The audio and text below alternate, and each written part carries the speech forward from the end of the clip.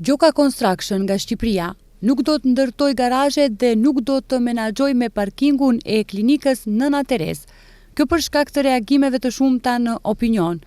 Ministri i Shëndetësisë Arben Taravari tha se tani po shqyrtojnë 2 opsione të tjera për ndërtimin e garazheve në kate.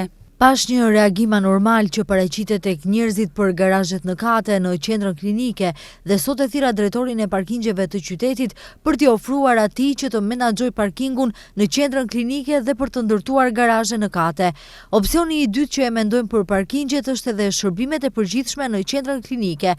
Eventualisht ta menaxhojnë parkingun, por për 2-3 vjet edhe të ndërtojnë garazhe në kate, tha Arben Taravari, ministri i Shëndetësisë.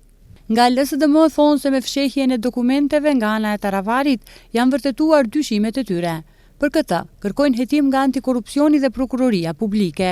Tani më që u kapën në flagrancë dhe skandali shpërtheu në publik, qeveria njofton se nuk do ta nënshkruajë marrëveshjen.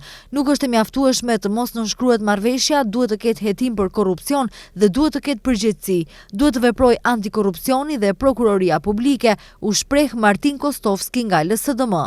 Me shpalljen e 15 nëntorit ishte paraqitur vetëm kompania Gjoka Construction nga Shqipëria. Nëse kompania nga Shqipëria do të merrte tenderin, qytetarët do duhet të paguanin 50 denar për 1 orë parkim, në vend të 30 denarëve siç është aktualisht. Momentalisht në qendrën klinike të Shkupit ka 800 vende për parking, ndërsa nevojiten minimumi dhe 800 vende parkime tjera.